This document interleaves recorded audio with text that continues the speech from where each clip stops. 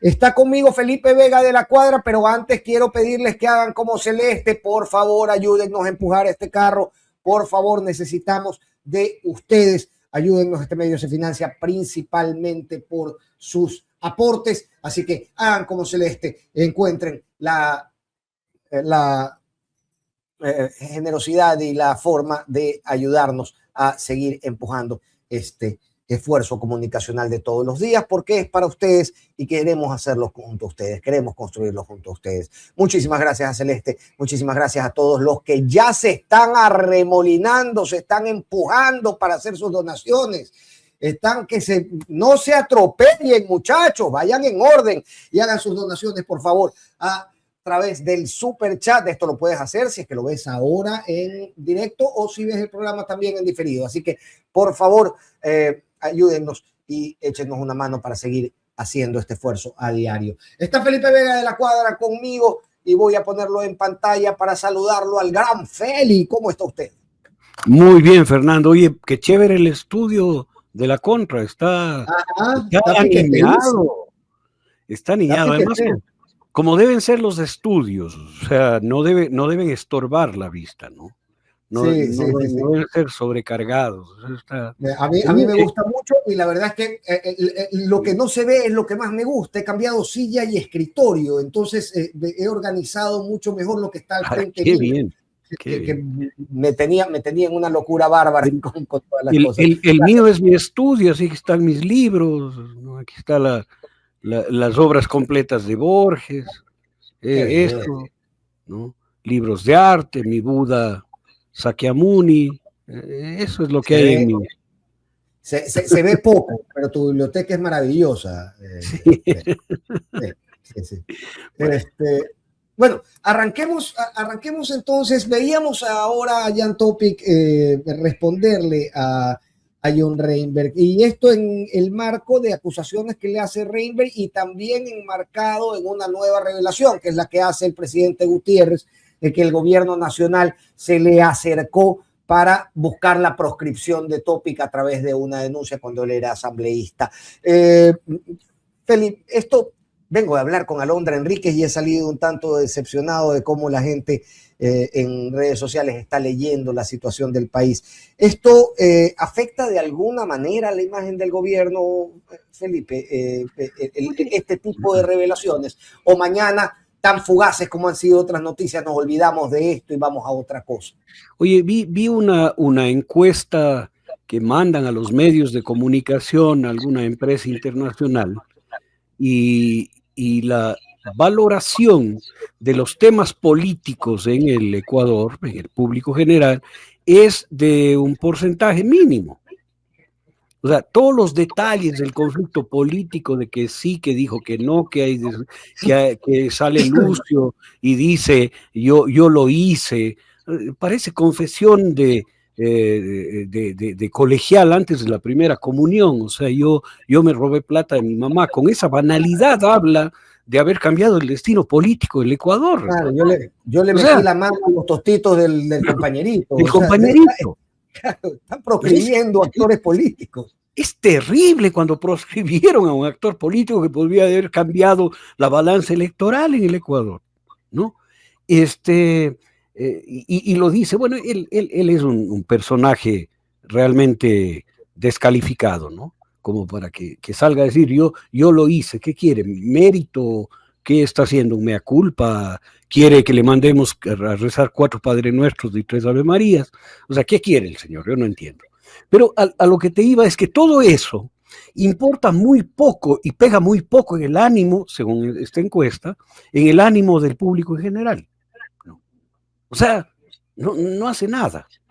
Lo que sí pega con mucha fuerza es ese tipo de acciones del gobierno del señor Noboa de meter la mano al BIES y ofrecer créditos hipotecarios al 2%.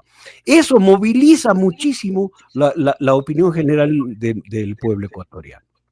Entonces, estos detalles de que si Topic, no Topic, si Topic le dijo vive, no vive, son casi anecdóticos en la vida del pueblo ecuatoriano. Y esto hay que tenerlo en cuenta. Claro, para los medios de comunicación, para los espacios de análisis y reflexión política son de peso significativo, es decir, la mentira canalla del ministro del Interior. O sea, eso pesa, pues, hoy en la en la conversación que estamos teniendo. Pero en la conversación pública, en el interés de los 19 millones de ecuatorianos, no tiene peso de ninguna especie. Por eso estamos viviendo lo que estamos viviendo, ¿no? Donde se modifica un poquito esto, luego de que sale la aprobación de la ley que reforma el COTAD.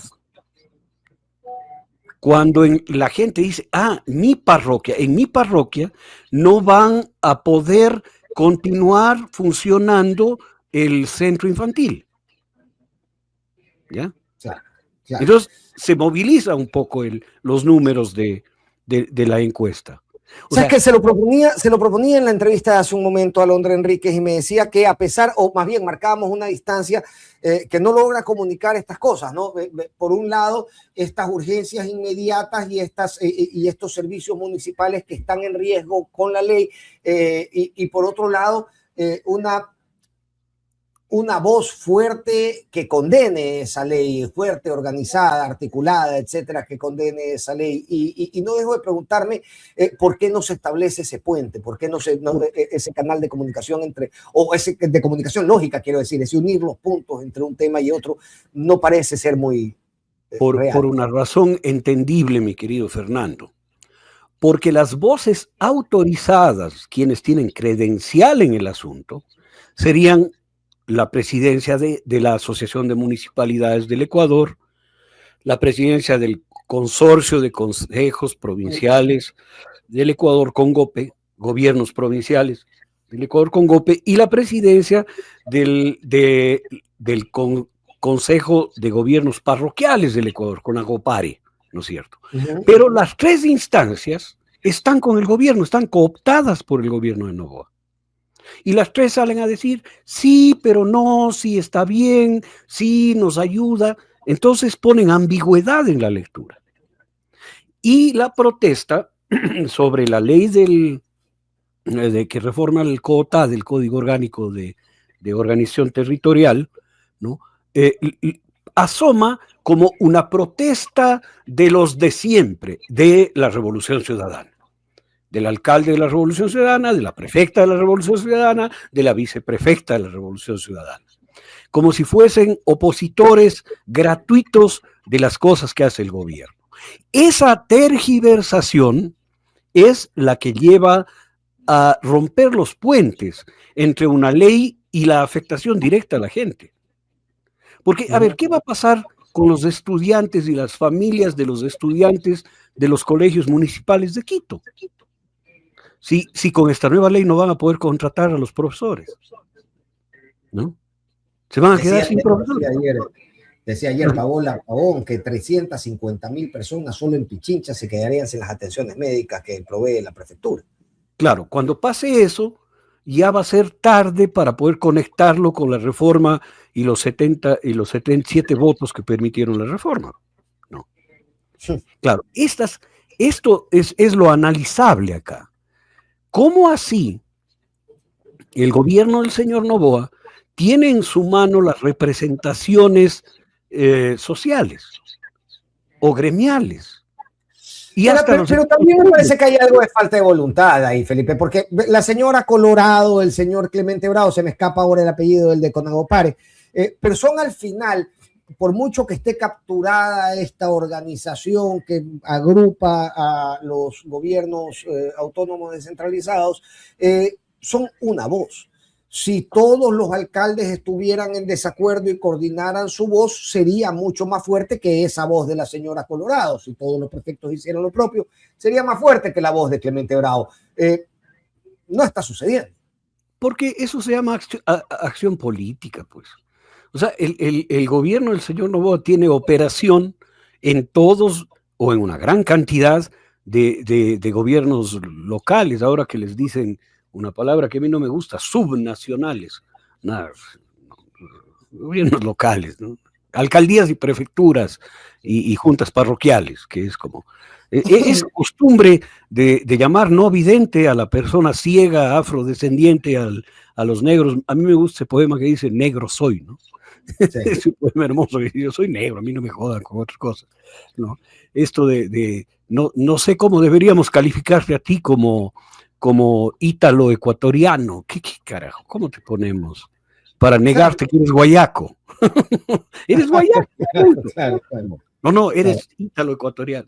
No me jodas. Claro, bueno, nos llenamos de eufemismos. De eufemismos, ¿no es cierto? Pero bueno, esto iba a que hay operación política con las alcaldías, prefecturas, porque hay extorsión económica, ¿no? Hay extorsión económica. Clemente Bravo sabemos quién es, la vicepresidenta del Congope sabemos quién es la prefecta de Esmeraldas y la posición clarísima que tiene. O sea, no es que aquí hay unanimidad de los alcaldes, prefectos y presidentes de juntas parroquiales que salen y dicen, me están quitando la plata. O sea, muchos se quedan callados. Muchos se quedan callados porque son adscriptores claros del gobierno nacional, pues, ¿no?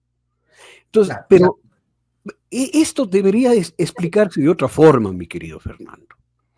O sea, no me alcanzan las explicaciones políticas a esto. Yo sostengo firmemente que desde que el Gallo Hervido empezó a hacer sus trafacías en el Consejo de Participación Social, ¿no? Gallo Hervido era el doctor Julio César Trujillo, así le puso de mote, así le motejó Carlos Julio Arosemena, ¿no?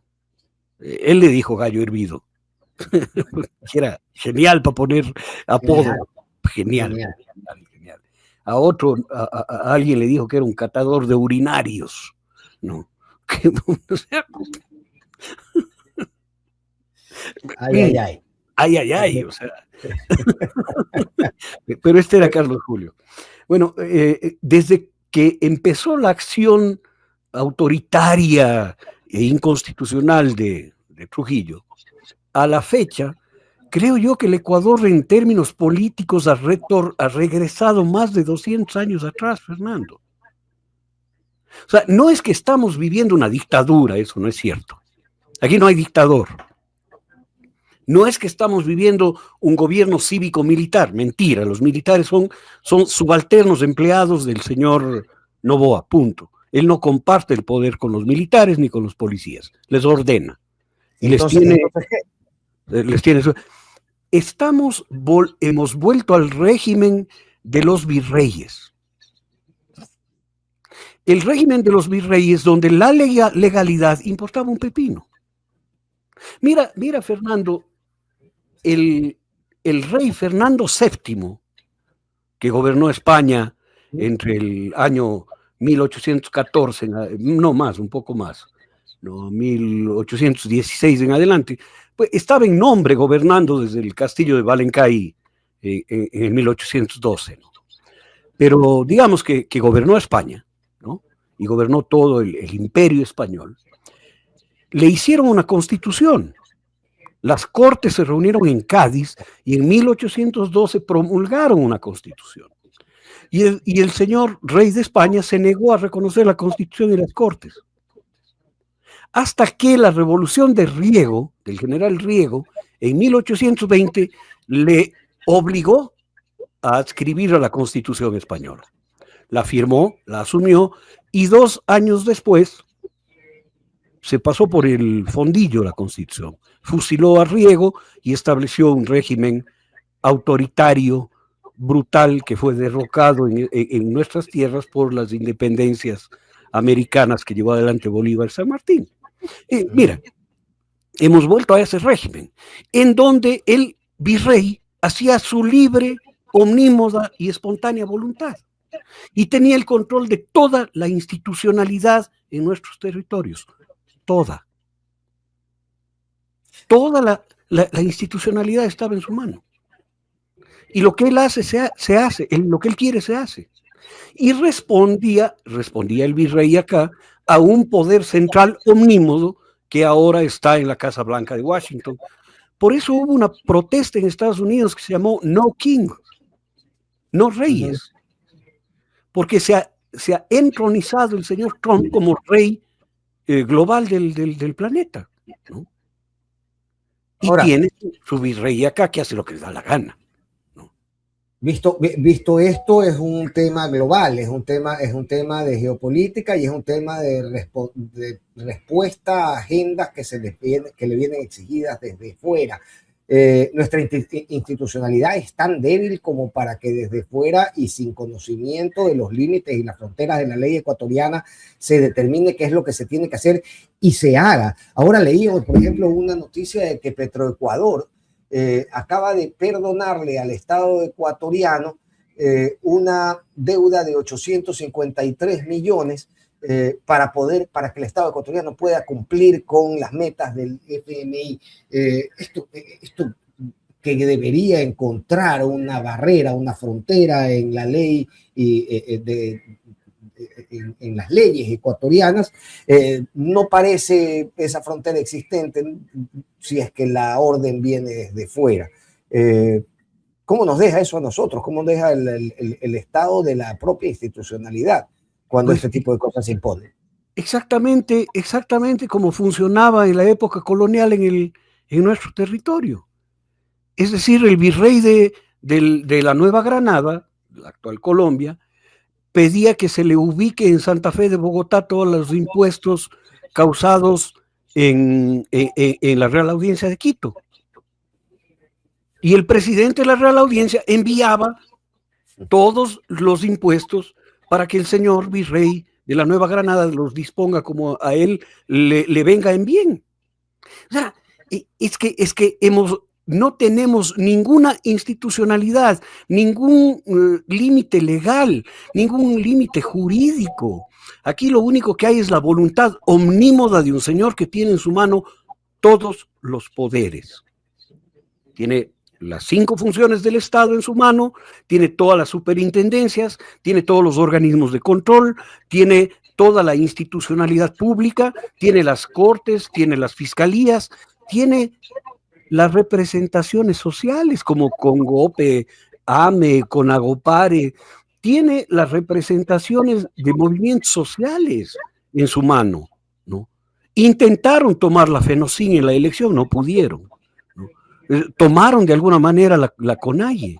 Y ahora hasta los equipos de fútbol, Fernando, tu equipo de fútbol está en manos de ellos. Sí, ¿no? Sí. Con silencio absoluto, claro. Incluso de la hinchada. Sí, señor. Incluso la hinchada está en silencio. Y no solo tiene eso, tiene los sindicatos, tiene ya hasta las ligas barriales están en sus manos. Tal como el virrey del Perú tenía en su propiedad y su decisión toda la sociedad y la institucionalidad acá en América. Fíjate que hubo un capitán Nieto, de apellido Nieto, que pasó por Quito luego de la muerte del barón de Carondelet y dijo: yo soy el presidente de la audiencia. Y se convirtió en presidente de la audiencia, ¿no? Porque le dio la gana y era dueño de absolutamente todo, de la Junta de Temporalidades, de los recursos, de los impuestos, de la vida, de las haciendas, de todo. Esto hace el señor Noboa en el Ecuador. Es el dueño de la plata, de las empresas, del gobierno, de la institucionalidad, de las personas, de la vida, de la muerte, de las Fuerzas Armadas, de la policía y quién sabe de qué más. No. A ver, pero alguna otra herramienta que no sea el lamento deberíamos tener los ecuatorianos para ponerle un... Esto no es lamento, pana. Esto es reconocimiento de la realidad, es encontrar una línea, lo que busca la física en la academia, quiere una teoría unificada que explique el mundo físico macro, el astrofísico, y el micro, el mundo subatómico. Quiere una teoría unificada. Hay que tener en la sociedad una teoría unificada. Y creo que la teoría unificada es esta. Hemos demolido absolutamente lo que hemos construido en 200 años de república. Está demolido. Y hemos vuelto a la condición anterior de hace 220 años. o 225 años. Esto no lamenta, esto explica, para poder confrontarlo. Porque en este momento hay que levantar las banderas de la República, las banderas de la legalidad, de la constitucionalidad, de lo jurídico en el Ecuador. Y esto significa que no puedes darle una batalla jurídica. ¿Cuál sería la batalla lógica? El poder hacer una consulta para revocarle el mandato. Pero es imposible, no es por ahí. No va a tener... ¿Por qué no es por ahí? Porque tiene que pasar por el Consejo Nacional Electoral. Y el Consejo Nacional Electoral no te va a calificar, no te va a dar paso no te va a entregar los formularios, no te va a calificar las firmas, y cuando transcurra un año, entre el 24 de mayo del año 26 de este año al 24 de mayo del 27, en este proceso de que no te da, te demora, llega y dice, ya no se puede hacer, porque en el tercer año no puede haber revocatoria de mandato. Entonces, en la práctica se va a volver imposible que suceda. ¿Qué te quiere decir eso? Que los mecanismos y los resguardos legales, constitucionales, no tienen vía en el Ecuador. No tienen vía. No hay.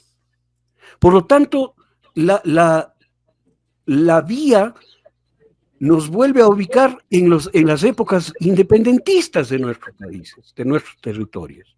¿No? Y eso es gravísimo. Eso es gravísimo, porque aquí estamos hablando de una segunda independencia, pues. ¿No? O esperar a que haya un cambio en el statu quo global, que se acabe la vigencia del rey naranja que tenemos a nivel global, para que el virrey se quede sin fundamento. Oye, qué interesante esto, porque, a ver, Trump está siendo apurado en su condición de presidente en Estados Unidos, más que en cualquier otro punto de su gestión anterior o de esta. Existe la posibilidad, con las posiciones tan tomadas y con Trump pegando ciertos golpes de efecto que tienen una cierta aprobación. Decía ahora Alondra Enríquez que la gente en Latinoamérica no está viendo como enemigo a Trump, por poner un ejemplo. Pero a nivel global, Felipe, ¿existe la posibilidad de que se reconfigure a partir de un debilitamiento de la figura de Trump un nuevo escenario? Porque o Trump es una ficha de otros intereses, Trump está colocado ahí para servir los intereses de Israel, por ponerte un ejemplo, como se rumora. Es decir, es una ficha intercambiable siempre y cuando quien llegue defienda los mismos intereses, o su salida podría reconfigurar cosas. Hagamos psicología inversa, mi querido Fernando. ¿Qué quiere decir MAGA? Make America Great Again. Hagamos Estados Unidos grande otra vez. En psicología inversa sería, ¿por qué quieres hacerle grande otra vez? Porque está en la mierda. ¿No es cierto? Porque está disminuida. ¿Por qué está disminuida? Porque los Estados Unidos está perdiendo hegemonía a través de su moneda, la que tenía a través de su moneda desde Bretton Woods, desde el año 45, desde la conversión del dólar en petrodólar, ¿no? En moneda de comercio global. No es nuevo, se ha desatado guerras, ¿no? Cuando Gaddafi quiso implantar el dinar africano, claro, había que eliminarlo. Pero este rato, el 40% del comercio mundial se hace en monedas nacionales, que no son el dólar. No. Estos son datos reales. No. El dólar está en franca caída y por lo tanto la economía norteamericana está entrando en una crisis brutal. Es un país en donde la pobreza avanza, donde las infraestructuras son obsoletas, donde no hay programas sociales, donde la marginalidad es tan brutal, ¿no?, que hay 700,000 personas sin vivienda, ¿no? Entonces, el deterioro de los Estados Unidos es gigantesco, y el deterioro como poder hegemónico global también. Y ese deterioro genera un dirigente como Trump, ¿eh?, que se pone en la tarea de hacerle otra vez grande a través de medidas absolutamente idiotas y anacrónicas, como querer tomar control de Groenlandia, ¿no? O sea, volver al imperialismo del siglo XVII. A las bravas y por la fuerza, como se toma en Venezuela, pero el asunto es que aún están en capacidad de hacer eso y de determinar el son al que baila el mundo. Claro. Oye, España en los desertores de su égida en América todavía enviaba tropas expedicionarias, pues, ¿no? Que son las que enfrentaron Sucre y Bolívar en las batallas de Junín y de Ayacucho, ¿no? O sea, esa capacidad no pierden, porque esa es la caída de los imperios. Pero es un imperio en franca caída. Y por eso se genera un tipo de estilo Trump. Yo le entiendo en esa lógica. Pero el problema es que ya no puede sostener el peso de la caída. Y los capitales, mi querido Fernando, no son patrióticos. Si es que el dólar cae, las grandes corporaciones se pasarán al yuan tranquilamente y sin empacho. El único que caerá será el gobierno de los Estados Unidos y el régimen norteamericano.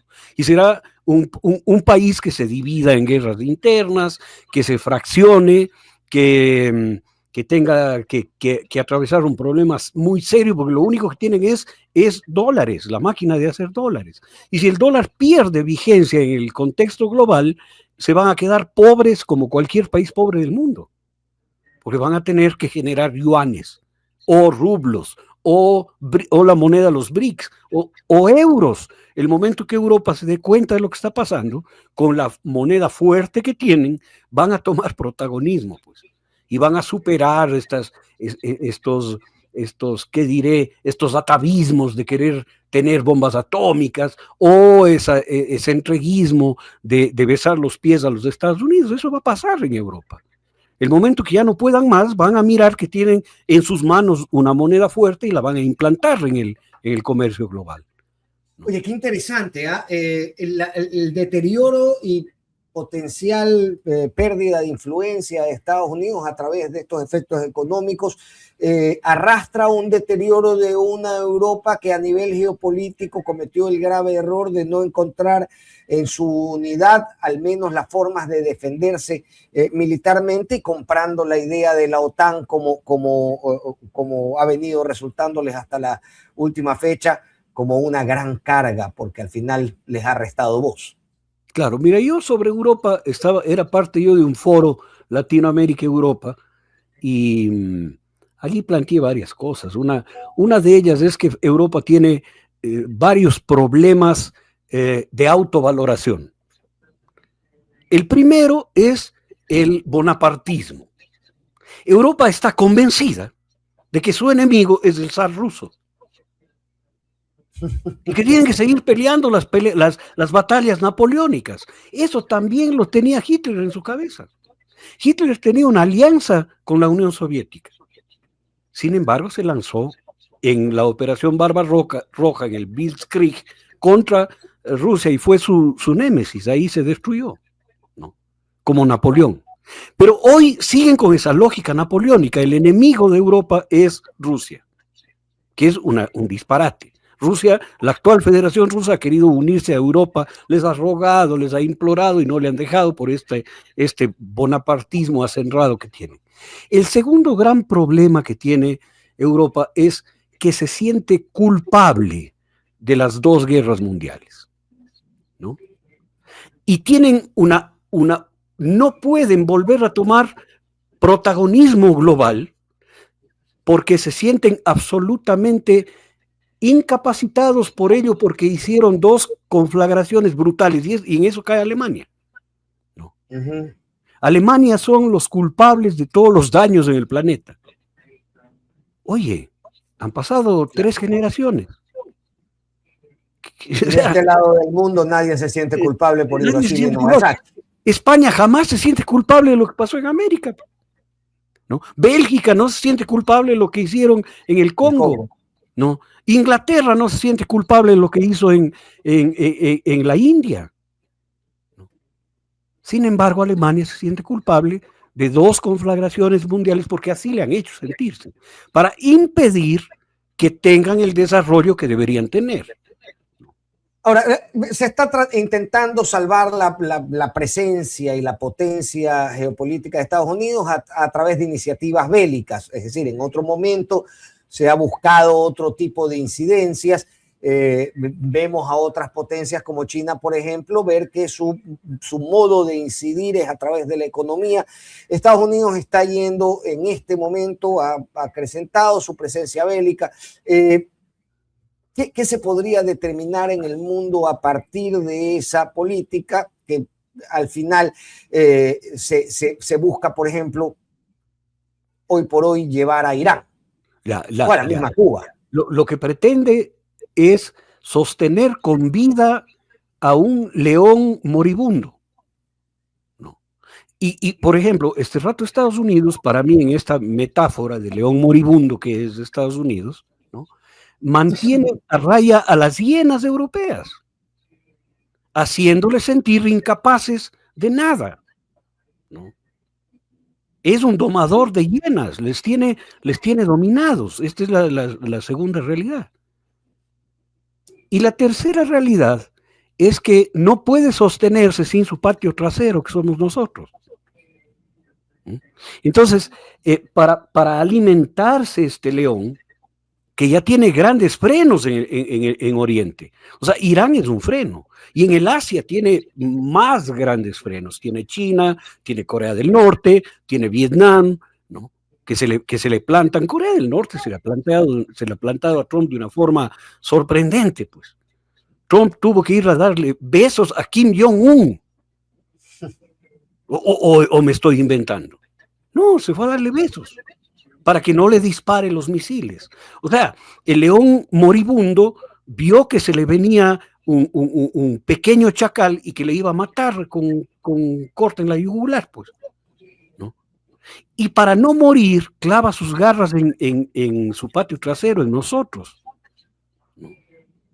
Y por eso tiene esa reactivación de la doctrina Monroe. Mira, yo creo que hay que entender históricamente esto. La doctrina Monroe de América para los americanos no era América para los Estados Unidos. No. Esta doctrina surgió en el año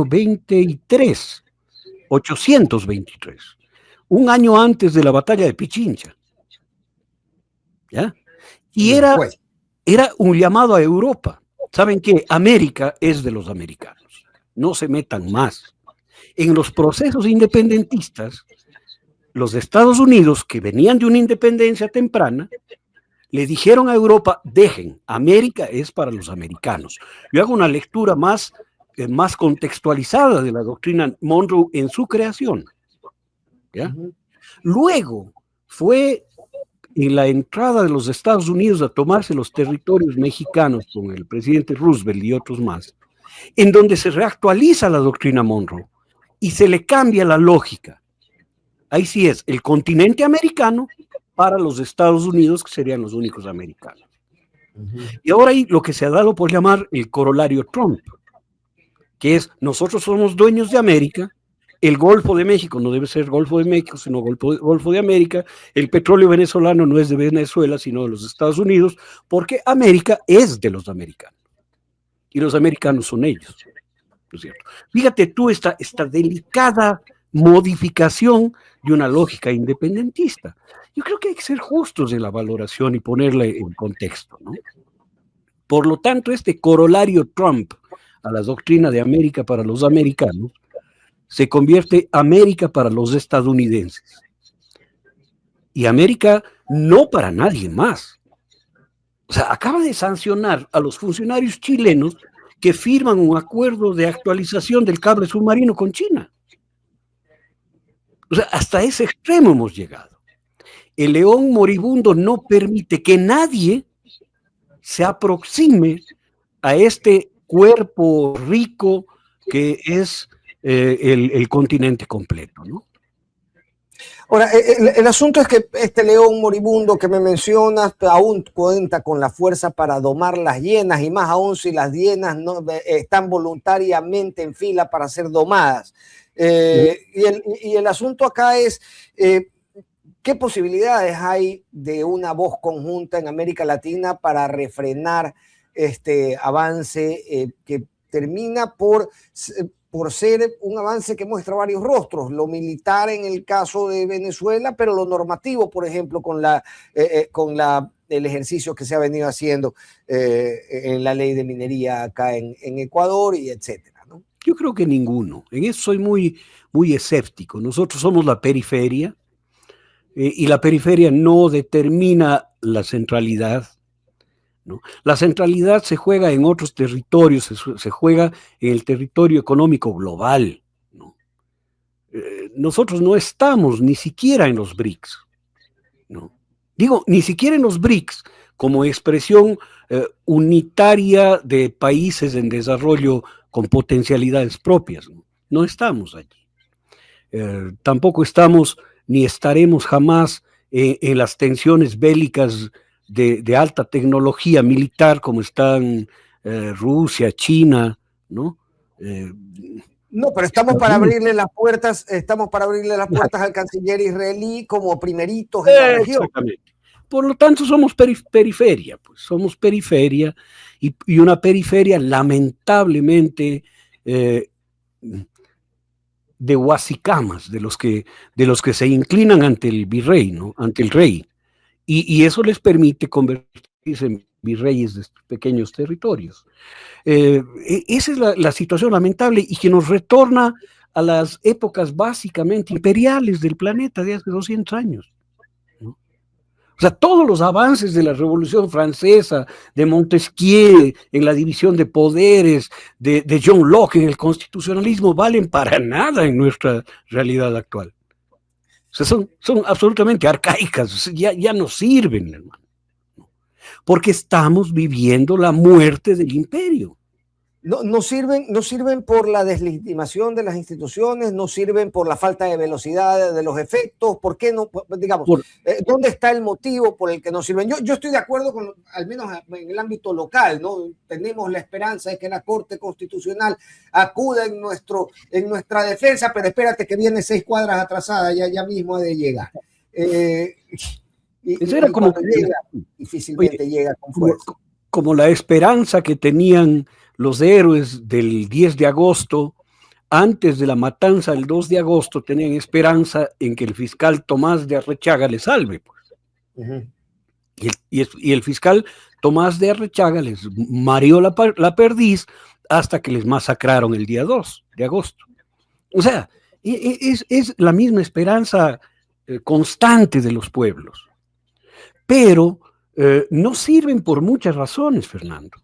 Primera, porque la institucionalidad liberal está agotada. Segundo, porque ha sido el mismo sistema neoliberal el que ha tratado de demolerla. Tercero, porque ha sido la izquierda la que se ha lanzado a la defensa de la institucionalidad liberal como si fuera lo único que hay que salvar, ¿no? Ya. Y cuarto, porque es el gran pretexto de la ultraderecha neofascista en el planeta. Mira, Milei con una motosierra está demoliendo la institucionalidad liberal. La institucionalidad que deviene de la Revolución Francesa. La institucionalidad que hoy en el Ecuador no existe, que se ha convertido en una institucionalidad virreinal, ¿no? Pero están demoliéndola por varias formas y la izquierda estamos defendiéndola. Esta es la pelea más absurda que te puedes plantear, ¿no? Estamos defendiendo la vigencia de un sistema absolutamente destrozado, destruido, anacrónico y que no sirve. Estamos en el tiempo de los grandes cambios y no alcanzamos a mirar. Esto creo que es una cosa que a mí me puede costar muchos ataques de muchos lados, ¿no? Pero esta es la realidad, Fernando. Lo que decía Gramsci, entre en el momento de más oscuridad de la noche y antes de que llegue la luz, se generan los grandes monstruos, en la penumbra se generan los grandes monstruos.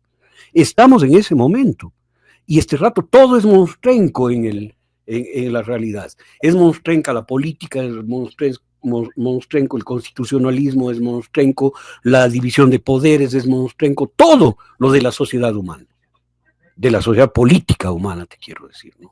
Esto puede sonar catastrofista, pero también es el momento de pensar en otros modelos de organización social en nuestro planeta. Y esto no es marxismo, esto no es pragmatismo, es realidad, es lo necesario. Yo no los tengo. Pero es un pragmatismo que difícilmente se asienta en la realidad. Y tienes, por ejemplo, que estás revisando las condiciones de los derechos laborales, no solamente acá. Esta es una discusión que abarca la región y viene promovida desde fuera.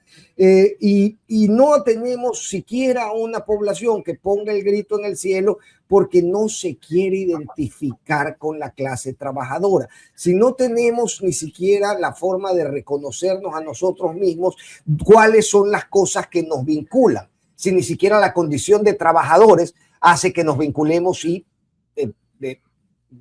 propongamos en esta lucha de relatos que al final podrían significar cambios históricos. A ver, hermano, porque los paradigmas han desaparecido. No solo la institucionalidad, los paradigmas. No solo la validez de los regímenes administrativos de la democracia, sino los paradigmas. Mira, yo estoy haciendo paralelismo siempre con la colonia, porque a mí me llamó la atención ciertas cosas. Cuando los criollos se levantan en Quito, los que sirven de ejércitos en contra de los criollos y a favor del régimen colonial son los indígenas. Los indígenas estaban por el régimen colonial. Curiosamente, las víctimas del régimen colonial estaban por el régimen colonial. No. Me van a decir que estoy exagerando. No, es cierto. Los ejércitos que se levantaron contra el marqués de Selva Alegre y su hermano, ¿no?, fueron ejércitos, y sus hijos fueron ejércitos de indígenas. En la Tacunga, acá en el norte, en Ibarra, en Pasto, que apoyaban a Aymerich y a los españoles. La pregunta es ¿por qué? Porque el paradigma también estaba roto. El paradigma de ser yo la víctima de se transformó en yo debo ser como. Los yo de trabajador no soy la víctima de los empresarios, sino yo tengo que ser como los empresarios. Y mientras más liberalicen la forma de contratarme, así eso me condene al hambre, me acerca más a la posibilidad de ser un empresario exitoso, que nunca lo seré. ¿No? Esta ruptura paradigmática en la realidad actual global, ¿no?, nos lleva a lo que nos lleva, Fernando. Y nosotros seguimos peleando, pensando que estamos ante una clase obrera de los años 1880, pues, cohesionada, luchando por sus derechos. No es cierto. No es cierto, eso no existe. Ok, y si no existen ideas vinculantes desde lo más obvio, todos salimos, todos trabajamos, todos tenemos, digamos, esta vinculación con el trabajo para hacer vida, si ni siquiera esos idearios son vinculantes, son transversales a las sociedades, ¿desde dónde entonces se construye una opción política si no tienes nada que conecte a la gente a la que quieres llegar? No hay opciones políticas. Aquí lo que hay son opciones neofascistas, ¿no? En donde me refería a una opción política de respuesta desde la organización partidista, ¿no? Mira, yo creo que hasta el régimen de partidos está demolido. Y los primeros demolidos son los partidos de derecha. En el Ecuador ya no hay Partido Social Cristiano. El que podía ser el liderazgo joven del Partido Social Cristiano, Torres, está refundido en la quinta línea de los asambleístas. No tiene ningún protagonismo. Luis Fernando Torres. Luis Fernando es, ¿no? O Luis Fernando era el papá. Fernando es el padre, Esteban Torres. O Esteban Torres está refundido en la quinta línea, adocenado y guardado en un anaquel, ¿no? ¿Dónde está el Partido Social Cristiano? ¿Dónde está la democracia popular? No existe. No hay intermediación política de los grupos empresariales de la sierra, no hay. Demolieron la representación política, exactamente como no había representación política en la época virreinal. ¿No? La única que persiste como tal y con fuerza es la Revolución Ciudadana, pero todas las baterías están apuntando a demolerla. Todas. ¿Cómo crees que puede terminar esto, Felipe? ¿Podrían ser tan proscritos como lo fue Topic en la elección del 2025? O peor, mira, en algunos momentos en Chile, en España, fueron proscritos los partidos de izquierda. Proscritos, prohibidos, convertidos en delito. ¿No? Claro. O en el nazismo. En el nazismo los partidos comunistas fueron los primeros en ser demolidos y el primer campo de concentración cercano a Múnich, no me acuerdo cómo se llama,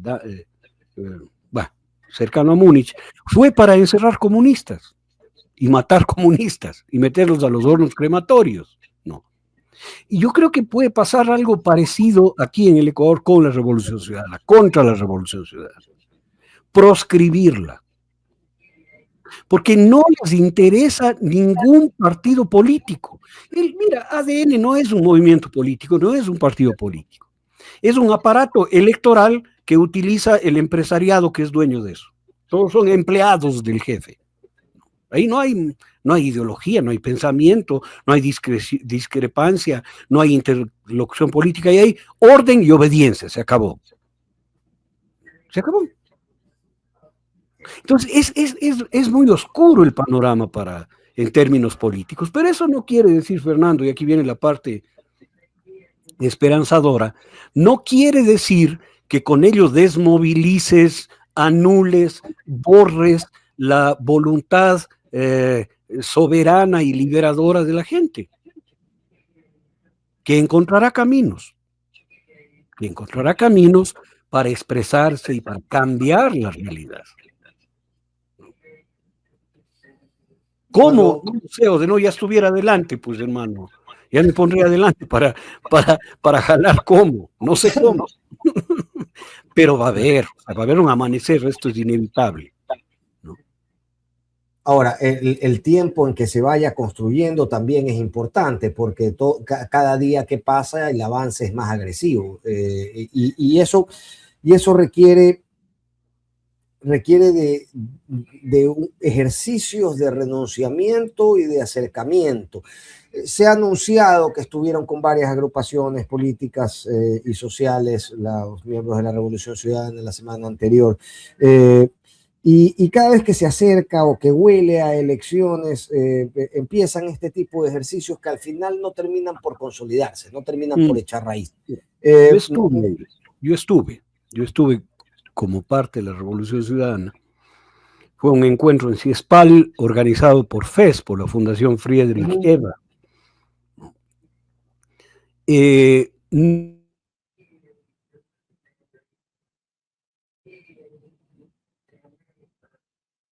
Caray.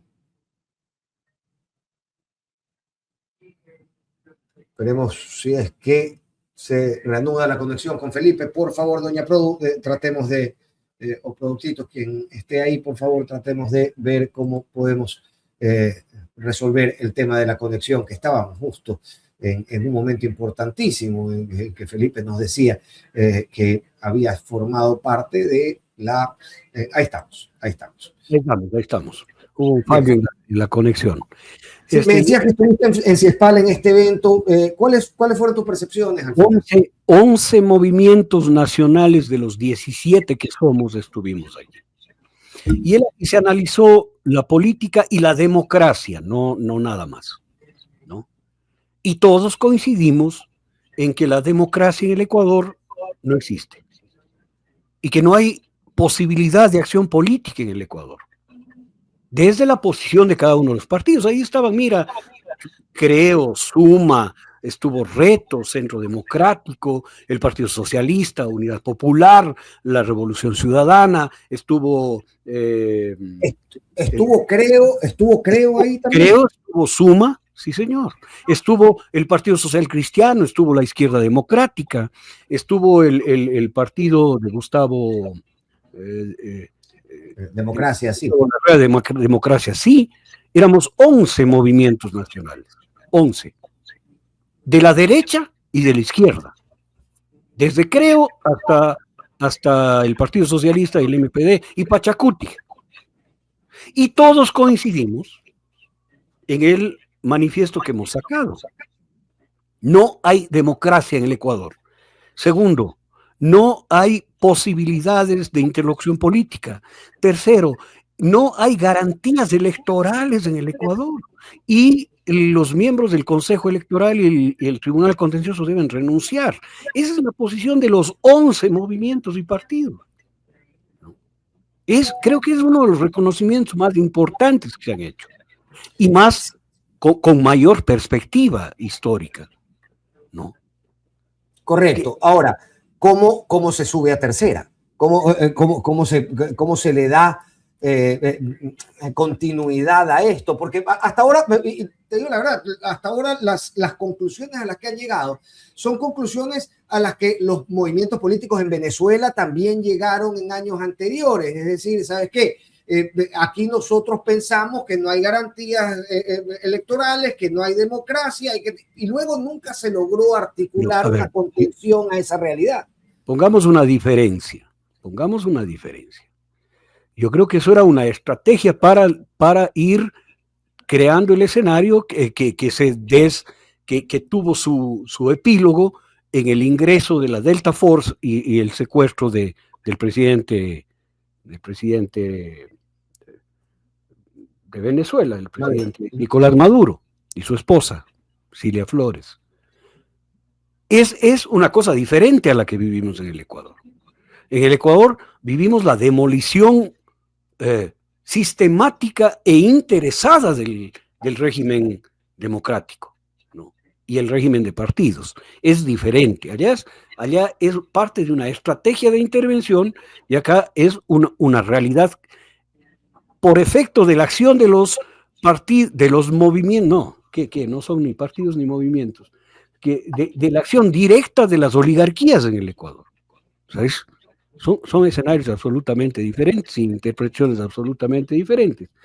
Y en ese contexto, los 11 movimientos políticos dicen en el Ecuador está demolida la democracia. En el Ecuador hay persecución política. En el Ecuador no se garantiza lo que constitucionalmente se garantiza, como por ejemplo la entrega de recursos a los movimientos políticos. Que el Ecuador votó que sí y que se siga en la consulta popular última. No es que solo no le han dado lo que le corresponde a la Revolución Ciudadana, tampoco a los demás movimientos, ni a la Izquierda Democrática, ni a los socialcristianos, ni a Suma, ni a Creo. El movimiento Pachacuti tiene perseguidos políticos por decenas, ¿no? El socialismo lo propio.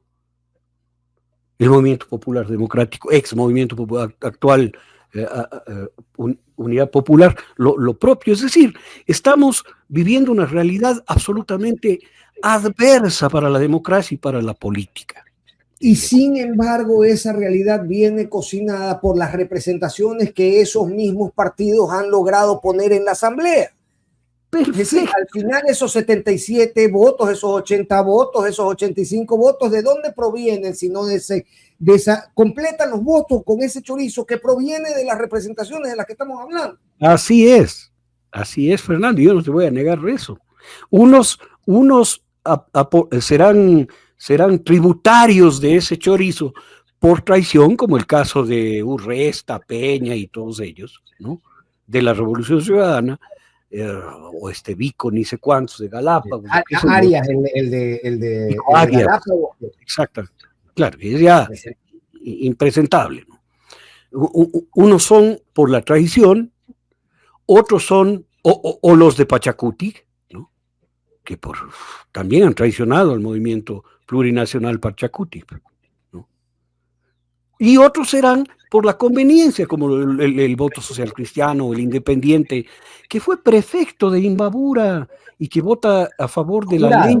Jurado, Pablo Jurado, fue prefecto de Imbabura y vota. Oye, ¿con qué cara se va a aproximar a esta provincia? Y anteriormente, no sé si gobernador o intendente de Imbabura, hace muchos años, creo que era intendente. Y te garantizo que tendrá intenciones de ser alcalde también, ¿no es cierto? En algún momento querrá ser alcalde de Ibarra. Pero te digo, esa gente... ¿No estuvo ya de candidato a alcalde de Ibarra, Pablo Jurado? Creo que sí, creo que sí, sí. Creo que sí. Ahora, lo que te diré es que se repite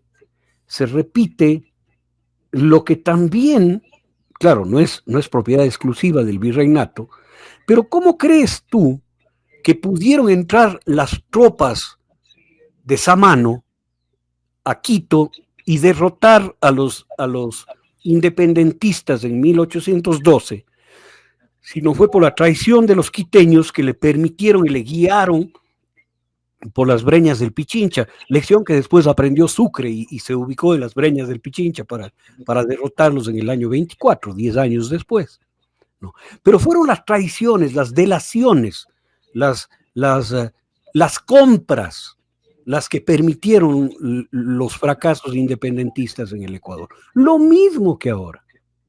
Porque, mira, en la democracia formal y liberal no es la compra de votos, pues, la que manda, sino el juego político, de la discusión política, de los acuerdos políticos, a los que llegan, por ejemplo, yo no creo que las democracias europeas sean mejores que las nuestras, van por el mismo camino, pero yo veía en el Congreso de los Diputados de España un acuerdo entre Podemos, un acuerdo político, ¿no? Entre Podemos, Unidas Podemos, también la Izquierda Unida, ciertos partidos catalanes, vascos, ¿no?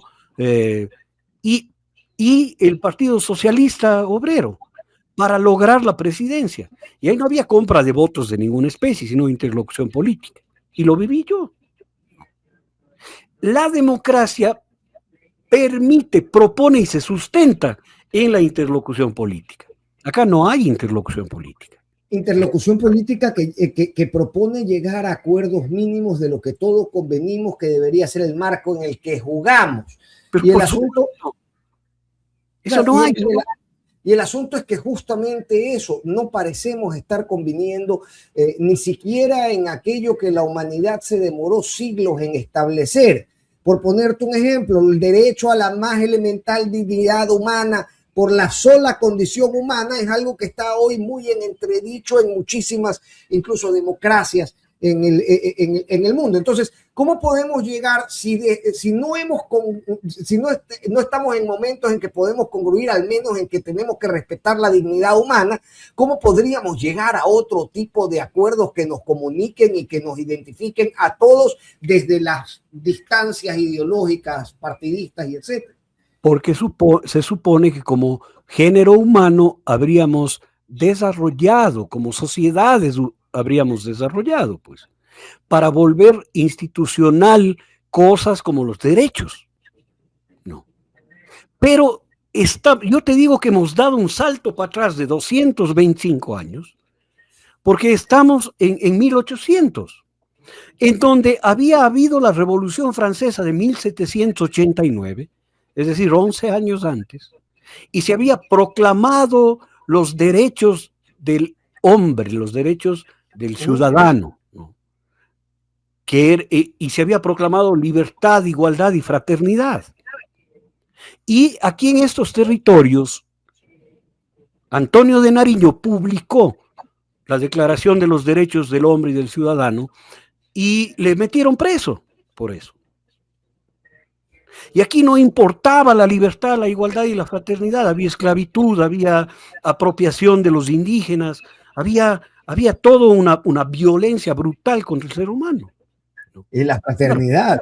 Y la fraternidad ni yuca, ¿no es cierto? Entonces, estamos en esa misma posición. Hemos regresado en el tiempo a una sociedad parecida a la que vivíamos en 1800. Por eso te digo que hemos regresado 225 años, ¿no? En donde aquí hablar de derechos humanos es un delito. Como fue delito que Antonio de Nariño publique la Declaración de los Derechos del Hombre y del Ciudadano, ¿no? Entonces, ya es un loop para atrás, ¿no? Inadmisible en términos políticos, en términos administrativos, en términos conceptuales, en términos de vigencia del Estado, ¿no? Estamos volviendo al sistema anterior a la fraternidad. No le paramos mucha bola a la fraternidad en la declaración de los revolucionarios franceses, ¿no? Libertad todos entendemos de alguna forma, ¿no? Igualdad entendemos de alguna forma, pero fraternidad no. La fraternidad era superar el régimen, el régimen colectivista, gremialista, en donde si tú tenías una enfermedad como parte del gremio de zapateros, el gremio de zapateros iba en tu ayuda, ¿no? La fraternidad establecida como un principio del Estado significa que el Estado se vuelve fraterno contigo, y si tú tienes una calamidad, como una enfermedad, como una falta de vivienda, como un accidente, el Estado es el que te cubre esa adversidad. Y de ahí viene el sistema público de salud, el sistema público de protección, el sistema público de seguridad social. Y estamos yendo para atrás, mi querido hermano. Ahora vale la caridad otra vez. O sea, ¿Cómo se establece un gremio de zapateros si nadie quiere ser zapatero, sino shoemaker reconocido, el shoemaker más reconocido de 2026 por la revista Forbes, ¿no? Estamos en una demencia de ese nivel, que no termina por aglutinar ni siquiera en cosas tan elementales como la dignidad humana. Claro, o sea, pero es que vamos a otros métodos. Por ejemplo, este rato el pollo solidario, el puto pollo solidario, es el que sustituye al sistema público de salud, ¿no? Entonces todo el mundo anda haciendo pollo solidario para pagarle los gastos médicos al vecino. O sea, volvimos a la Edad Media en eso, en donde las adversidades propias de la vida eran cubiertos por la solidaridad personal, por la caridad, no la solidaridad, por la caridad. No queremos un Instituto Ecuatoriano de Seguridad Social, sino queremos que vuelva a la Conferencia San Vicente de Paúl, pues, ¿no? Para que se haga cargo de tus necesidades. Claro, de un grupo de este porte de población. No se puede hacer cargo de 16 millones de pobres, pues, ¿no te parece? ¿No? Entonces, es un retroceso inadmisible el que tenemos. Esto ya no es un problema aquí no hay problemas políticos ya. Hay problemas de visión de la sociedad en la que vivimos. Claro, si a mí me preguntas como psicólogo, ¿qué prefiere la gente? ¿Que haya un sistema público de salud que funcione o hacer pollos solidarios? Hacer pollos solidarios, mi querido Fernando, porque en términos psicológicos te ubica entre los buenos. Y es mejor sentirse bueno que sentirse justo. Pero y en esa dificultad se tiene que construir, Felipe, y se tiene que construir con cancha inclinada, y se tiene que construir con una población completamente obnubilada por cuestiones que no responden estrictamente a algo que resuelva sus necesidades. ¿Cuáles son los desafíos al final, Felipe? Porque, cómo sortear esos desafíos, cómo llegar a la gente en un momento como este. Ya todos tomamos postura, ya cualquier actividad en la política es fútil porque al final cada uno está demasiado marcado en su sesgo de confirmación y no hay a quien convencer, no hay a quien encaminar. A ver, ¿por qué se dio el 10 de agosto en Quito? Esta discusión será eterna entre tú y yo. Yo no entiendo tu amor por el 10 de agosto. Sí, sí, no, sí, es que es el primer momento de independencia de España. Se da porque Napoleón Bonaparte, bueno, déjale ahí, déjale así es aséptico, déjalo. España es invadida por Napoleón. El rey español es obligado a abdicar, Carlos IV de Borbón, en favor de su hijo Fernando VII. Y su hijo Fernando VII es encerrado en el castillo de Balencay. Y se pone como regente de España y de todas sus colonias y dominios más allá del mar Océano, ¿no? Al hermano de Napoleón, a José Bonaparte. Ya. En ese momento entran en crisis las colonias y hacen levantamientos no contra el rey de España, sino contra José Bonaparte, sí. ¿Ya? Contra el usurpador. Y todas las constituciones que se escriben en esa época, incluida la Declaración de Independencia Ecuatoriana, quiteña en ese entonces, del 10 de agosto, es que se establece una junta de gobierno hasta que Su Majestad Fernando VII regrese a gobernar en España o venga a gobernar en estas tierras. ¿Ya? O sea, era un levantamiento obligado por lo que pasaba en la metrópoli, en el centro, ¿no? Acá en la periferia se levantan para recuperar el statu quo del centro. ¿Está bien? ¿A qué te voy? A que lo que sucede en el centro es lo mandatorio, no lo que sucede en la periferia. Con esto te quiero decir que lo que sucede en los Estados Unidos y en las relaciones globales de los Estados Unidos con Europa, con China, con Rusia, con el Asia, no con el Medio Oriente, eso va a determinar la posibilidad de cambios acá. Y es siempre desde el centro hacia la periferia. No puede ser como, por ejemplo, la revolución bolchevique o la propia revolución francesa que viene desde la periferia hasta tomarse el núcleo. No. Ni la revolución bolchevique ni la revolución francesa vinieron desde la periferia. Fue el centro hegemónico el que determinó las condiciones objetivas para que suceda. Ok. Correcto. Fíjate tú que Prusia facilitó, Prusia, enemigo y en guerra con el Imperio Ruso, en ese momento, ¿no? En la Primera Guerra Mundial, ¿no? Facilitó un tren, que se llama el tren de Lenin, ¿no? Para que llegue Lenin a hacer la revolución. Y le facilitó recursos para que haga la revolución. Para que la Rusia revolucionaria salga de la guerra. El centro determinando el destino de la periferia. Y lo propio en la Revolución Francesa fueron los estados generales los que canalizaron en el famoso jeu de paume, en el juego de palma de pelota, ¿no? Reunidos ahí todos los empresarios, la aristocracia media, los comerciantes franceses, los que empujaron desde el centro a las masas de sans-culottes, sin calzones, para que se tomen Versalles y la Bastilla. ¿No? O sea, verdaderamente funcionan así las cosas.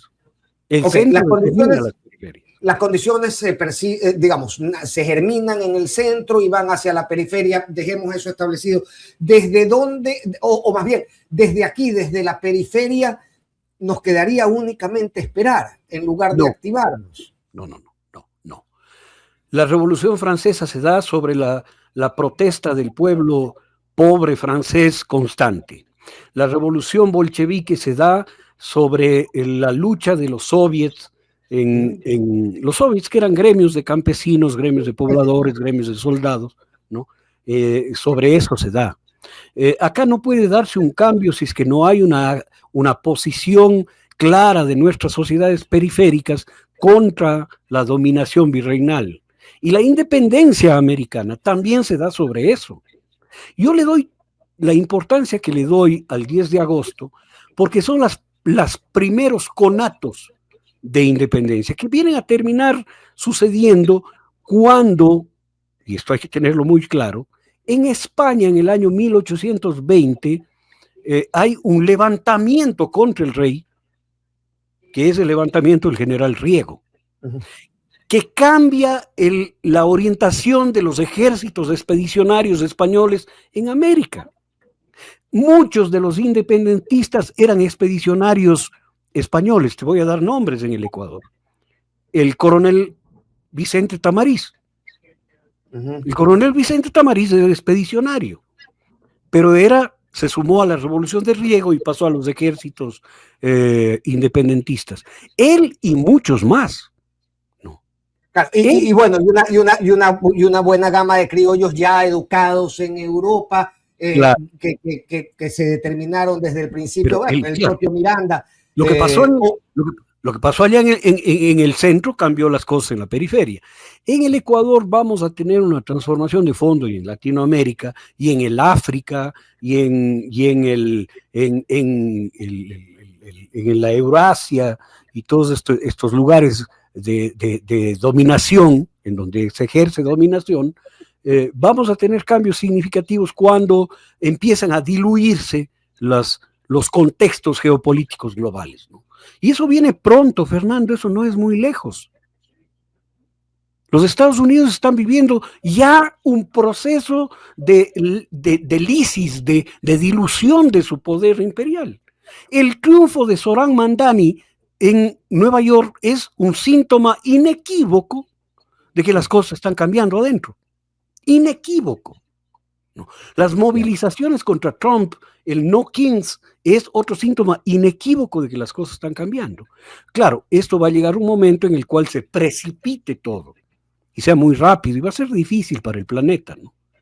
Conversaba con mi buen amigo Jacobo el día, Jacobo, no Jacobo García, otro Jacobo, el día domingo, y hablábamos justamente de esto, ¿no? De la caída de los imperios y de las cosas que se van generando a raíz de esto. Y resulta particular la velocidad con la que parecen estarse sucediendo los acontecimientos en este momento. Y lo comentábamos, ambos nacidos entre los últimos años de los 70 y los primeros de los 80.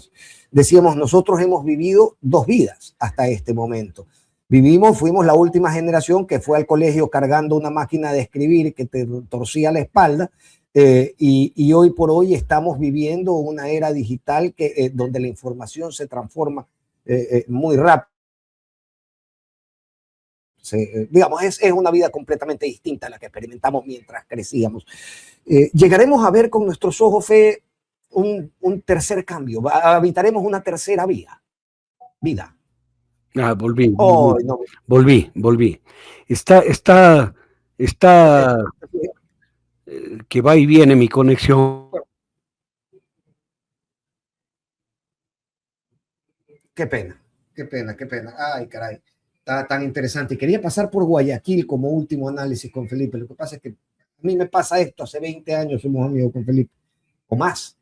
Y me suele pasar esto, que me engolosino con las conversaciones con mi querido amigo Felipe Vega y luego se me quedan temas en el tintero. Voy a pasar cuanto antes a regresar a la escena nacional, pero le preguntaba a Felipe y te decía, yo comentaba con mi amigo Jacobo, somos una generación nacida entre los últimos años de los 70 y los primeros de los 80, que a los que nos ha tocado vivir dos vidas en nuestro tiempo de existencia. Vivir la primera vida que nos llevaba al colegio torciéndonos la espalda con una máquina de escribir y vivir una segunda vida en la que las comunicaciones completamente transformaron las formas de comunicarnos, de entendernos, de percibirnos, de hacer sociedad. Estamos en un momento crítico y la velocidad de los cambios es tremenda. Alcanzaremos con nuestros ojos, querido Fe, a ver una tercera recomposición Mira, de la vida en el mundo.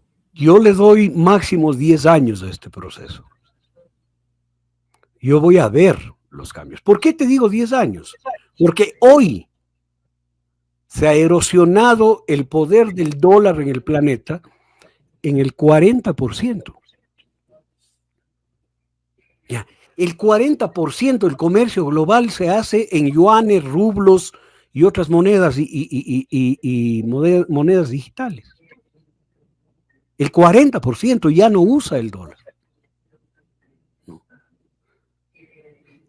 Este es el baremo para medir el deterioro imperial, porque se ha sustentado en el uso del dólar. No. Lo que haga China respecto a la deuda que tiene en sus manos de los Estados Unidos es mandatorio en esto. Yo creo que no se precipita la desaparición del dólar como moneda de comercio internacional por esa razón. Porque la cantidad de dólares que tiene China como deuda norteamericana, ¿no? le pone freno al proceso de deterioro del dólar, porque le significaría una pérdida brutal de dinero. Yo creo que es el elemento que va frenando. Esto podría precipitarse ya. Mira, las medidas económicas que pone el señor Trump son medidas desesperadas que niegan el globalismo, que niegan el libre mercado, lo que son el catecismo, la creencia básica, el acto de fe del sistema liberal actual, neoliberal, ¿no? Y pone resguardos arancelarios, ¿no? O sea, su desesperación es extrema. Claro, no solamente las izquierdas se enfrentan a incongruencias y a nuevas formas de entenderse o de percibirse, como las que mencionábamos hace poco. Es claro que en la línea liberal estar promoviendo y festejando aranceles que niegan el globalismo es una incongruencia profundísima. Claro, es que eso demuestra el estado desesperado en el que se encuentra, ¿no? Un país que empieza a no tener ingresos, un país que empieza a no poder vender su propia producción, ¿no? Un país que empieza a deslocalizar su producción y por lo tanto a abandonar a la masa estadounidense en el desempleo, pues. Los imperios, decía alguien, se caen por dentro. Yo creo que eso está pasando en Estados Unidos. No hay el golpe de gracia porque China no va a perder todo el dinero que tiene como deuda de los Estados Unidos. Cuando pueda compensar esa pérdida, aplastará el botón, ¿no es cierto? Aplastará el botón y el comercio mundial cambiará y vendrá como ha venido en la historia los crashes. El crash de la bolsa de valores en los años 30 fue desencadenado en horas. Mira, la caída de los Estados Unidos como hegemón se va a desencadenar en horas. Ojalá eso no nos lleve a una conflagración nuclear, ¿no? Ojalá. Okay. Porque los imperios caen matando. Los imperios caen matando. Esa es la única parte dificilísima de todo esto, ¿no? Pero, sí, volviendo al tema, si hay un cambio en el centro, las periferias podremos por fin dejar de tener influencia de las embajadas norteamericanas, ¿ya? Y tendremos la libertad de volver a sistemas de democracia, cualquiera sean esos, volver a tener control de los cuerpos de seguridad, volver a luchar por la seguridad, contra la delincuencia organizada, superar las barreras de inequidad. Eso es lo que nos espera como país. Y a eso debemos prepararnos, Fernando. Nuestra lucha Y hay que prepararse, además, en un escenario que manifiesta este tipo de realidades como la que voy a poner en pantalla, que es la encuesta del CIES que estábamos conversando hace un momento. El 43% en Quito y el 32% de ecuatorianos en Guayaquil consideran que de aquí a más adelante la situación estará peor. Pero ¿Desde dónde se... Fíjate que es nos poco. bolsiquearon la esperanza? ¿Cómo la recuperamos? Claro, fíjate que es poco, apenas un 32 por 43 y 32%. O sea, 4 de cada 10 en Quito y 3 de cada 10 en Guayaquil consideran que la situación estará peor. Significa ahora, que 6... Los que consideran que estará mejor son el 11% en Guayaquil y el 14% en Quito, que es ya, igual. pero el resto consideran que estará igual. Lo que quiere decir que no les importa el tema, el tema de futuro, ¿no? O sea, sí va a seguir igual porque siempre es igual, ¿no? Eso lo puso una mano anónima en Quito luego de la batalla de Pichincha. Puso último día de despotismo y primero de lo mismo. Es decir, no va a cambiar nada para mí. Que estén los españoles o que estén los criollos, nada va a cambiar, todo va a ser lo mismo. ¿No? Esta es una condición natural de los pueblos dominados, mi querido Fernando. Significa que la dominación en el Ecuador continúa. La dominación mental, la dominación superestructural, ¿no? Continúa. Seguimos considerándonos lo que fuimos en la colonia.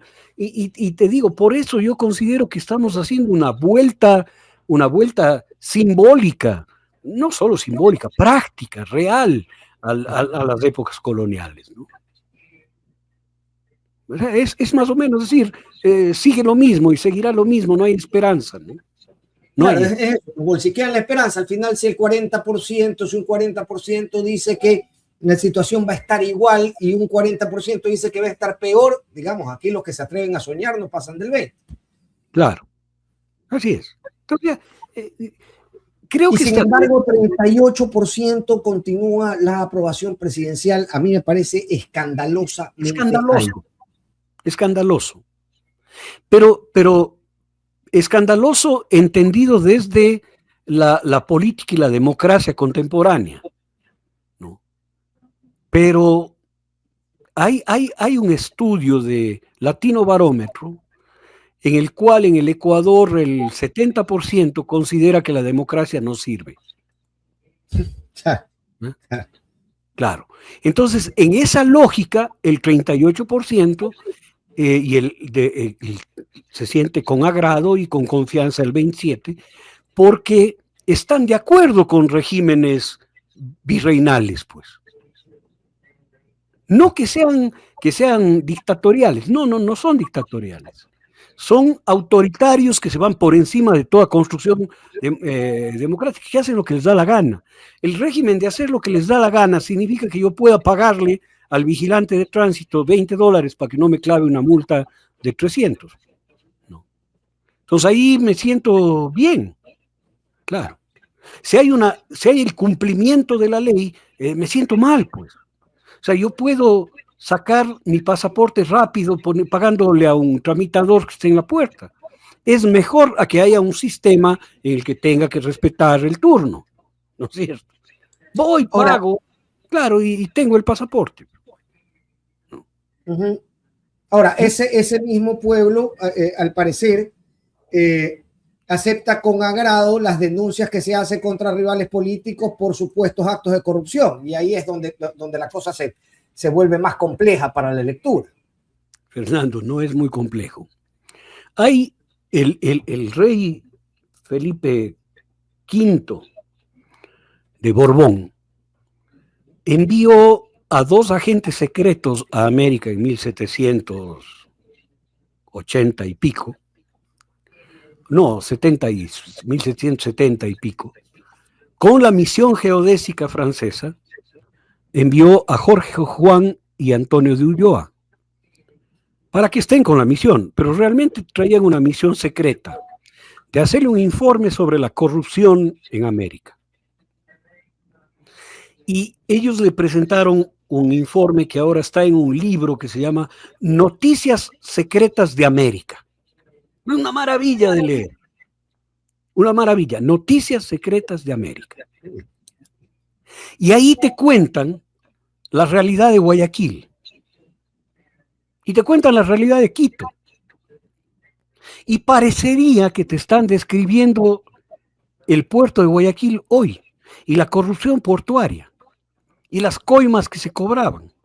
Y cómo se dejaban pasar cargas, unas sí y otras no, dependiendo de la tarifa, ¿no? Y te habla de la burocracia en Quito, de cómo te cobraban, de la ley, de las cortes de justicia, cómo te hacían juicios a la medida, cómo te cobraban, cómo... Es una descripción que si tú le quitas la idea de cuándo fue escrita, vas a ver que es una descripción de hoy. La corrupción ha habido en estos territorios como parte connatural de la colonia. Y segundo, la corrupción siempre ha sido repudiada. O sea, esta es una ambigüedad moral que tenemos. Repudiamos, pero permitimos que exista porque nos beneficia de alguna forma. Es más fácil moverse en un país de corrupción en donde tú puedes pagar para salvarte, a someterte a las leyes y que seas castigado. Entonces, hay una ambigüedad moral, hay una doble moral sobre aquello, que es atávica, que no ha cambiado, hay realidades que no han cambiado. Por lo tanto, el ejercicio y la solución que plantean Jorge Juan y Antonio de Ulloa, esos dos marinos españoles del 1700, finales del 700, ¿no? Ellos plantean el endurecimiento del gobierno virreinal, que es más o menos exactamente lo del plan Cóndor y la lucha anticorrupción que plantean los gobiernos actuales, ¿no? La solución es policial. La solución Claro. Y esa solución policial trasladada además a tribunales, trasladada además a un sistema reaccionario de respuesta del Estado hacia las figuras que les representan oposición, al final tiene un efecto. Estaba leyendo esta misma encuesta del CIES y veo que al menos desde la última lectura la medición de Aquiles Álvarez en Guayaquil, en medio de todo este escenario de persecución, en medio de su secuestro, en medio de la toma de la empresa pública de seguridad, ha disminuido, muy pequeño, pero registra una disminución en su aprobación. Y uno no se explica cómo aquel que es perseguido, aquel al que se le impide actuar, aquel que se percibe como un opositor y un canal para hacer voz en contra de aquello que está mal en el gobierno, termina por ser el desaprobado. El perseguido es el que lleva la desaprobación. Claro. Hay una línea muy fina entre ser víctima del sistema y ser un culpable que merece lo que le está pasando. Es una línea muy, muy fina, muy delgada. Aquiles Álvarez, en la lectura general de un pueblo que no está enterado de los detalles, puede ser interpretado o como una víctima de la persecución política o como un culpable al que le están sancionando. ¿No? Si sale el presidente y dice, el alcalde delincuente, que son las palabras textuales que dijo, está preso el alcalde delincuente, ¿no? Y desde que él está preso, los asesinatos en Guayaquil han bajado el 26%. Esto es mentira. Pero la gente que escucha eso le inclina la balanza hacia culpable. 2. Entre la gente cercana del señor alcalde de Guayaquil hay un silencio clamoroso. Eso. Ahí es donde iba, pero no hay quien diga desde que un presidente violento ocupa Carondelet, entonces nosotros tenemos 10.000 muertes al año. Claro. No, mira, al inocente se le defiende. Por el inocente gritas, claman los cerros, claman las piedras, dice el Evangelio, ante la muerte del inocente, claman las piedras, todo el mundo grita y dice se está cometiendo una injusticia, ¿no es cierto? Pero el círculo cercano del señor Aquiles Álvarez no dice nada. Y el que calla otorga, mi querido Fernando. O sea, si sale la vice, claro, sale la vicealcaldesa que no tienen contundencia. Contra el alcalde, esto es contra la persona, pongámonos la camiseta de Guayaquil, te está diciendo, ¿sabes qué? Mejor no me meto en eso, son cosas de él, ¿no? Son cosas de él, por lo tanto la lectura general es, no le defienden. Y se cae hacia el lado de culpable. Cae por intervención de un presidente que nunca habla cada 4 meses, y ahora habló para decir que es un delincuente. ¿Ya? En un programa, en una entrevista de farándula. Claro, de farándula. Cae para este lado. El silencio de los cercanos le hace caer para este lado. No. Entonces, la inocencia, porque para mí es un hombre inocente, o sea, le están acusando de nada, mi hermano. No tiene razón. Es un hombre perseguido claramente. Y le han abierto 2 causas por los mismos hechos. Lo mismo. Ratifica la persecución. Pero esa técnica jurídica no sabe el pueblo llano. El pueblo llano lee, ratifica las hipótesis, dice un psicólogo estructuralista, ¿no? Dice que ratificamos los constructos con los demás. Entonces yo miro a la vicealcaldesa, que es de su partido, y le oigo su silencio y lavarse las manos, entonces digo, es culpable, por eso no dice nada. Y miro al presidente y digo, no, pues es culpable, han bajado los asesinatos. Oye, pero esto no se extiende a otras figuras de la Revolución Ciudadana, no solamente a la alcaldesa, a la vicealcaldesa, que es de quien se esperaría una proyección más evidente en defensa del alcalde y de la ciudad. Pero, por ejemplo, a ver, yo veo momentos en que Rafael Correa sale, putea a alguien y atrás están todos los tuiteros de la Revolución Ciudadana puteando, la merezca o no la merezca la puteada, puteando a los manes al man que acaba de putear Correa. Ahora Correa sale y defiende explícitamente a Aquiles y la reacción más bien parece tibia en los propios... ¿Por qué? Porque es entendible, mi querido Fernando. Porque es entendible. Porque Aquiles Álvarez no es un hombre de la revolución. Yo le defiendo. No. Pero hay gente que no le defiende. Gente que le ha cuestionado que debía la vicealcaldía ser parte del acuerdo político, etcétera, etcétera, ¿no? Entonces, no es comparable. Mira, lo que yo sí te diré es que sale Jorge Glass cuando le llevan a la cárcel del Encuentro y sube su popularidad. ¿Por qué? Porque la gente lo lee como víctima, pues. Porque es una víctima. Incuestionable. Aquiles Álvarez baja poquito porque le leen como culpable. O posiblemente culpable. O posiblemente hay razones para que esté preso. No hay razones para que esté preso. Estoy refiriéndome a la lectura para que nadie diga que yo he dicho que hay razones para que esté preso. No hay razones, ¿no? Pero la lectura es esa. Por algo ha de ser, ¿no? Sigo sin explicármelo porque en un escenario donde se toman o se compran o se cooptan medios de comunicación, en un escenario donde se proscriben candidatos de la papeleta, en un escenario donde se toman las instituciones, donde se pasan leyes leyes inconstitucionales, sigo sin explicarme por qué lo más lógico es pensar que el perseguido es culpable de algo. Porque te digo, aquí hay una ambigüedad. Si la fiscalía le encausa a alguien, en la construcción mental de la gente está, la fiscalía es la que maneja las acusaciones con pruebas. Por lo tanto, tiene una credencial en sus actuaciones.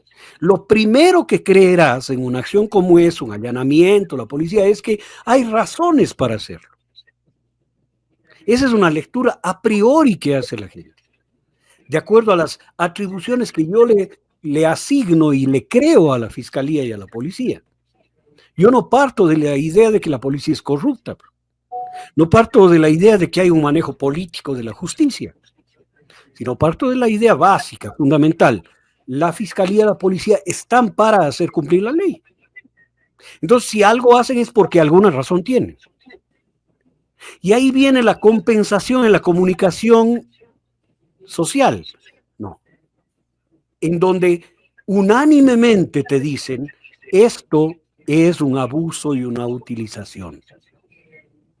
Entonces la gente dice, no, esto es un abuso y una utilización. Porque le han hecho esto, este otro, le pusieron armas a los bebés, le hicieron arrodillar, quisieron que se arrodille la esposa, no es cierto, ya. Entonces, todos esos elementos van configurando la interpretación que hace la gente de la realidad. Pero si nadie te dice nada, se ratifica la idea central. La idea central es que la fiscalía actúa por alguna razón y la policía hace cumplir la ley y no violentan ningún procedimiento, ¿no? Si hay silencio absoluto alrededor, nadie te dice nada, nadie contrapesa, ¿no? Y dicen, no, está bien, que invadieron y se tomaron Segura EP. Oye, ¿qué esperas tú? Que si es un acto abusivo e ilegal del gobierno, los dueños de Segura EP salgan y protesten, como lo hace Granaza cuando le clavan una interventora sin ninguna razón. Si hay algo que yo no me explico en todo este escenario, es el comunicado de ayer de Segura EP. Pero no consigo explicar. Entonces tú dices, no, sí, con razón. O sea, si el propio dueño de eso dice que está bien, entonces está bien, pues. ¿Pero qué no miden este tipo de cosas o hay algo más, Fernando?